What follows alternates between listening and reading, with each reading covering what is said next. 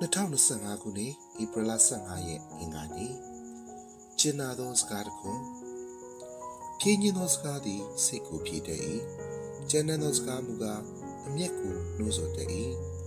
တုတ်တန်ချက်ခန်းကြီး15ငွေ1ကျွန်တော်မြင်ဂါဘီကသူမ၏ရင်မောင်းစာမေးပွဲဖြေဖို့လေ့လာနေတော့လေထိုအရာကြောင့်သူမမတင်မကျဖြစ်နေသည်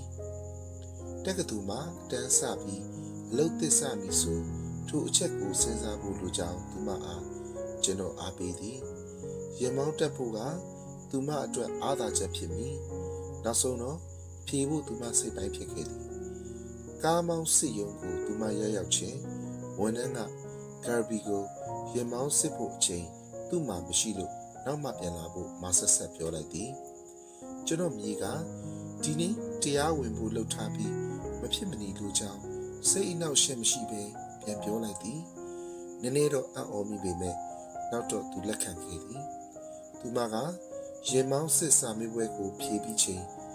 မင်းအောင်ပါတယ်ဟုအလားတူအပြုမူမျိုးနဲ့အဖြေပြောခဲ့သည်သူမထွက်သွားဖို့လို့တော့ထိုသူကိုသူမကကောင်းသောနေ့ဖြစ်ပါစေဟုပြန်လှည့်နှုတ်ဆက်သည်သူကတော့ဘာမှတ်ချက်မှပြန်မပေးသူမထွက်သွားသည့်အထိငြိမ်နေခဲ့သည်သူမ၏အဖြစ်အကြောင်းညီမကကျွန်တော်အားပြောပြတော့အခါချိုသူပေါ်သူမ၏တုံ့ပြန်မှုမှာလေတံတင်းတင်းထားသင့်သည်ဟုမှတ်ချက်ပြုလိုက်သည်သူမကမဟုတ်ပါဘူးဖတ်ပြီးမချေနဲ့တဲ့သဘောနဲ့ဒီလူကိုတီယိုသေးနဲ့ကျင်နာတဲ့အပြုမှုမျိုးနဲ့ဆက်ဆံတဲ့တာပါဟုပြန်ဖြေသည်တုတ်တန်ချန်ခန်းကြီး15ရှိကျန်းစကားကဂါဘီအဖြစ်ကိုတင်ဟပ်ပြကပိုအရေးကြီးတာကသူမဘယ်လိုကင်တွယ်ခဲ့လဲဆိုတာပဲဖြစ်သည်သူမက